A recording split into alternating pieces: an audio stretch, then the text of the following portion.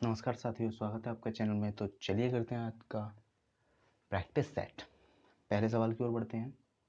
विश्व के कुल क्षेत्रफल का कितना प्रतिशत क्षेत्रफल भारत में स्थित है?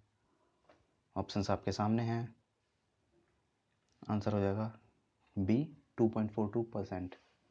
एक बात याद रखिएगा, जो भारत है वो विश्व के कुल क्षेत्रफल का लगभग 2.5% यानी 2.42%, और जो कुल जनसंख्या है विश्व की उसका 17.5% अपने पास रखता है। ठीक, बढ़ते हैं हम अपने अगले क्वेश्चन की ओर। भारत में जनगणना की अवधि है। तो भैया याद करते करते हम इतने बड़े हो गए कि जनगणना 2011, जनगणना 2011 2011 में तो हुई थी। उसके बाद जो हो रही है हमारी 2021 में। अंतर देखिए, पूरा 10 साल का है। भारत में जनगणना की अवधि है 10 वर्ष। प्रत्येक 10 वर्ष में एक बार जनगणना होती है।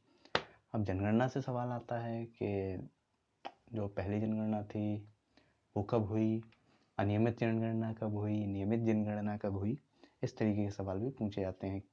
किसने करवाई, ऐसे करके सवाल बनते हैं, वो भी आगे हैं, देखेंगे उन्हें। चलिए बढ़ते हैं आगे। भारत की कुल जनसंख्या कितनी है? Option A 121.08 crore. अगला क्वेश्चन, भारत की सबसे बड़ी जनजाति कौन सी है? Option C Gond. विश्व की कुल जनसंख्या का कितना प्रतिशत जनसंख्या भारत में निवास करती है, वही पूछा है कि विश्व में अगर 100 व्यक्ति हैं तो भारत में कितने हैं? 17.5। ये बहुत बड़ा आंकड़ा है। विश्व में 100 व्यक्ति हैं, उनमें से 17.5 भारत से हैं। बढ़ते हैं अगले की ओर। भारत का कुल क्षेत्रफल कितना है? बिल्कुल रटने वाला है, 32,87,263 वर्ग किलोमीटर। इसका हो जाएगा बी। अगले की ओर बढ़ते हैं। भारत के दक्षिणी छोर को क्या कहा जाता है भैया? दक्षिणी छोर पूछा है यहाँ पे हमसे। Cap Comorin, Rameswaram, Kanyakumari, Indira point. तो यहाँ पे हमसे पूछा गया है भारत का दक्षिणतम छोर हो जाएगा इंदिरा पॉइंट। और अगर आपसे पूछा गया होता भारत की मुख्य भूमि का दक्षिणतम छोर, देखिए अंतर है मुख्य भूमि में और सिर्फ भारत लिख के आता है क्वेश्चन में, या भारत की मुख्य भूमि आता है, बहुत बड़ा अंतर है। आप ये आगे भी देखेंगे कि भारत की जो तटरेखा होती है वो कितनी हो जाती है और मुख्य भूमि की तटरेखा कितनी हो जाती है। मुख्य भूमि कहते हैं जो द्वीपों को हटाकर, और अगर इनमें द्वीप समूह जो हमारे हैं भारत के उन्हें मिला जाए तो इसका हो जाता है इंदिरा पॉइंट। अगर आपसे पूछा जाता है भारत की मुख्य भूमि का दक्षिणतम पॉइंट, तो कैप कैमोरिन आंसर होगा। बढ़ते हैं आगे। भारत की कुल स्थल सीमा की लंबाई है, कुल स्थल सीमा पूछी गई है 15,200। ठीक, बढ़ते हैं आगे। भारत की कुल समुद्र तटीय रेखा या सीमा की लंबाई, समुद्र तटीय रेखा पूछी है, समुद्री रेखा या तट रेखा जिसे कहते हैं वो पूछी है। अब पूछी गई है कुल, यानी कुल इसमें द्वीप समूह और मुख्य भूमि दोनों की आएगी। 7,5,1,6 7516.5 किलोमीटर। बढ़ते हैं आगे। भारत की मुख्य भूमि से लगे समुद्र तटीय, अब इसमें पूछा गया भारत की मुख्य भूमि की तट रेखा। बस मुख्य भूमि और उनकी तो आपको पता तो चली गया हूँ अंतर। इसका हो जाएगा सी 6100 किलोमीटर। भारत का मानक समय 82.5 डिग्री पूर्वी देशांतर किसके मध्य से होकर गुजरता है? कई जगह आपने पढ़ा होगा भैया, इलाहाबाद के निकट नैनी। नैनी अगर पढ़ा है और लिखा है आपके पास तो उसमें बिल्कुल करेक्शन कीजिए, मिर्ज़ापुर कर लीजिए। सूर्य की ऊर्जा का मुख्य स्रोत, अभी ये वाले दो ऑप्शन तो कट ही गए नीचे वाले के, ये भाई कट गया, ये भी कट गया, ये दोनों ऑप्शन हमारे कट गए, ये नहीं है।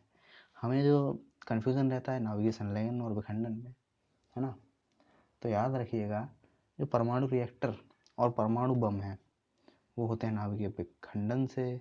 और जो सूर्य है, अब सूर्य है तो सूर्य का कंपोजिशन आपको पता ही होगा, 3:1 में हाइड्रोजन और हीलियम है। अब हाइड्रोजन है सूर्य में और हाइड्रोजन बम जो हमारा होता है वो संलयन से, तो बस उसी तरीके से कनेक्ट रखना है कि जिस विधि से हमारा हाइड्रोजन बम जिस विधि पे काम करता है उसी विधि पे करता है सूर्य, क्योंकि दोनों में हाइड्रोजन अधिक मात्रा में पाई जाती है। ठीक, तो बस याद रखना है नाभिकीय संलयन को मिलती है नाभिकीय संलयन से मिलती है सूर्य को ऊर्जा। भारत में राज्यों की संख्या कितनी है? 28 राज्य, 8 केंद्र शासित प्रदेश बचे हैं भारत में। पहले 29 राज्य हुआ करते थे। ठीक। सूर्य का मुख्य संघटक क्या है? बस वही है, अभी मैं आपको बता चुका हूँ। सूर्य का मुख्य संघटक क्या है? हाइड्रोजन और हीलियम। भारत की जल सीमा कहाँ तक फैली हुई है? समुद्री सीमा पूछी है कि भारत की कितनी दूरी तक है? 12 समुद्री मील है इसका आंसर बी। 12 समुद्री मील या नॉटिकल माइल्स भी लिखा मिल सकता है आपको, याद रखिएगा। बढ़ते हैं आगे। कर्क रेखा भारत के कितने राज्यों से गुजरती है? बिल्कुल, यूट्यूब पे कई ट्रिकें हैं कर्क रेखा की, है भारतीय मानक समय रेखा की, उनसे आपको राज्यों के नाम भी याद हो चुके होंगे। आंसर हो जाएगा 8 राज्यों से गुजरते, बस यही आ गया।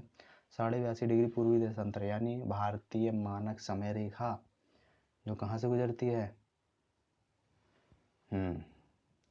जो गुजरती है मिर्ज़ापुर से। कितने राज्यों से होकर गुजरती है? बस याद होगा, बढ़िया, 5 राज्यों से। सूर्य का दीप्तिमान सतह क्या कहलाता है? भैया सूर्य की दीप्तिमान सतह पूछी है। सूर्य की वो सतह जहाँ से आपको प्रकाश आता है वो पूछा गया है। दीप्तिमान यानी जो प्रज्वलित है, दिख रहा है। तो जब प्रकाश आ रहा है तो प्रकाश मंडल है। अब यहाँ से इतना आसान नहीं पूछा जाता, पूछा जाएगा। इसका नाम अगर अंग्रेजी में आता है तो आपको याद रखना है, फोटोस्फीयर कहते हैं इसे इंग्लिश में। पृथ्वी के सबसे निकट स्थित ग्रह कौन सा? पृथ्वी के सबसे निकट कौन है? भैया पृथ्वी की खुद की बहन। अब पृथ्वी की बहन, भोर या सांझ का तारा, सबसे गर्म ग्रह या सबसे चमकीला ग्रह या सुंदरता की देवी, ये सब के नाम से जाना जाता है शुक्र ग्रह को। ये सभी नाम इसके बहुत ही इंपॉर्टेंट हैं शुक्र ग्रह के, आपको याद रखने। और ये सबसे गर्म ग्रह है, सबसे चमकीला ग्रह है, बहुत सी चीज़ें। और शुक्र पृथ्वी की उल्टी दिशा में घूमता है, ये भी आपको याद रखना है।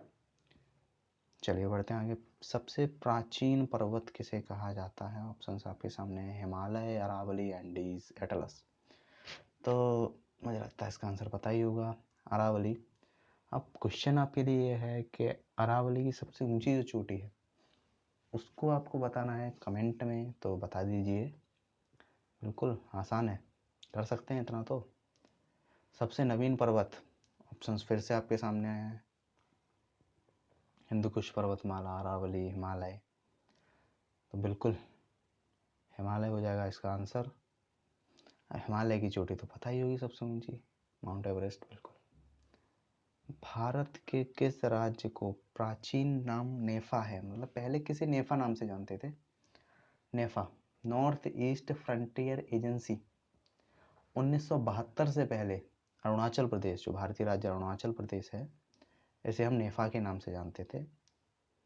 ठीक।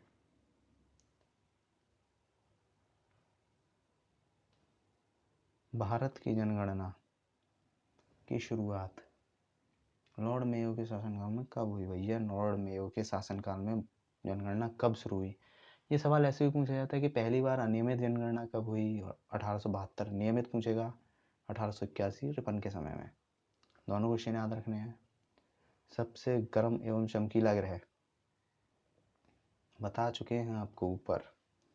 कार्बन डाइऑक्साइड की मात्रा अधिक होने के कारण सबसे गर्म एवं सबसे चमकीला ग्रह है शुक्र। सूर्य के सबसे निकट, पृथ्वी के सबसे निकट तो भैया शुक्र है, उसकी बहन है। सूर्य के सबसे निकट है बुध, याद रखिएगा। सर्वाधिक ग्रहों वाला उपग्रह अभी तक बृहस्पति हुआ करता था, लेकिन अब हो चुका है शनि। तो ऑप्शन डी शनि है, याद रखिए।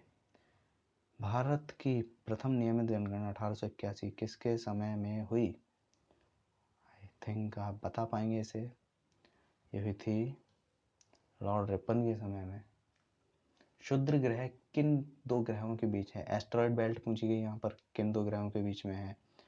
तो मंगल के बाद और बृहस्पति से पहले आती है हमारी एस्टेरॉयड बेल्ट, जिसमें कई सारे क्षुद्र ग्रह हैं। ऑप्शन डी हो जाएगा। अगला सवाल, सी ऑफ ट्रैंक्विलिटी कहाँ पर है? आंसर है चंद्रमा। आगे बढ़ते हैं।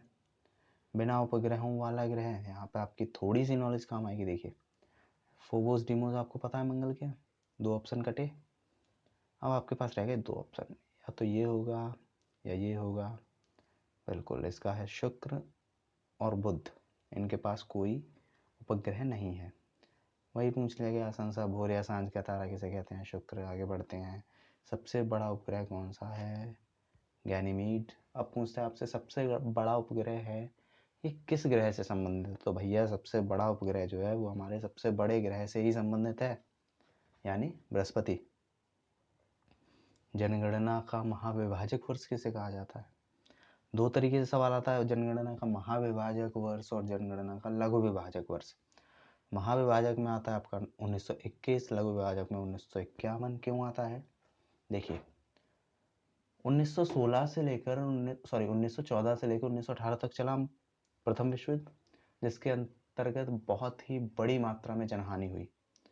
एक बहुत बड़ी जनहानि के बाद भारत की जनसंख्या बहुत कम हो गई, ग्राफ बहुत नीचे आ गया जनसंख्या का, जिस कारण से इसे अब 1916 से 1918 में 1914 से 18 में युद्ध हुआ, तो 21 में जनगणना होगी अगली। तो इस जनगणना में पाया गया कि ग्राफ जो है जनसंख्या का बहुत ही नीचे जा चुका है, इसी के आधार पर इसे महाविभाजक वर्ष कहा गया। और जब बंटवारा हुआ भारत और पाकिस्तान का, तो उसके बाद की जो जनगणना थी वो 1951 की थी, जिसमें बहुत से लोग पाकिस्तान पहुंच गए और फिर एक बार ग्राफ नीचे आया, इसलिए 1951 को कहा गया लघु विभाजक वर्ष। सौरमंडल का सबसे बड़ा एवं भारी, बिल्कुल सबसे बड़ा उपग्रह, उसका ग्रह बृहस्पति, यही सबसे बड़ा ग्रह होगा। विश्व जनसंख्या दिवस बहुत ही आसान, 11 जुलाई। जनसंख्या का अध्ययन, डेमोग्राफी, एपिग्राफी होता है, जैसे हम शिलालेख और उनका अध्ययन करते हैं। डेंड्रोलॉजी होता है झाड़ियों का, पोमोलॉजी होता है फलों का, ठीक। और डेमोग्राफी जनसंख्या का। भारत की कुल जनसंख्या घनत्व पूछा गया है 382, 2011 से पढ़ते हुए आ ही रहे हैं। अगले क्वेश्चन की ओर बढ़ते हैं। पृथ्वी के विपरीत दिशा में घूमने वाला ग्रह, भैया पृथ्वी के विपरीत दिशा में कौन कौन से ग्रह घूमते हैं, अरुण और शुक्र इसका आंसर हो जाएगा ऑप्शन ए। भूस्थिर उपग्रह की ऊंचाई कितनी होती है, आप पूछा गया भूस्थिर उपग्रह जो होते हैं वो कितनी ऊंचाई पर सेट किए जाते हैं, 36,000 किलोमीटर, पृथ्वी की त्रिज्या के लगभग। चंद्रमा किस ग्रह का एकमात्र उपग्रह है, अरे भाई ये पूछोगे। चलिए बढ़ते हैं आगे। भारत का लिंगानुपात प्रति 1000 पुरुष कितना है, बहुत दिनों से पढ़ रहे हैं भैया, 943 है।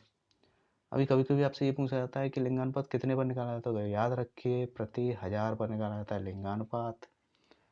बढ़ते हैं हमारे लास्ट क्वेश्चन की ओर। एक समुद्री मील को आपको लिख के देगा नॉटिकल माइल्स, कितने मील के बराबर होता है, यानी कितने मीटर के बराबर होता है, सॉरी 1852 मीटर होते हैं, इसमें 1.852 किलोमीटर हो जाएगा।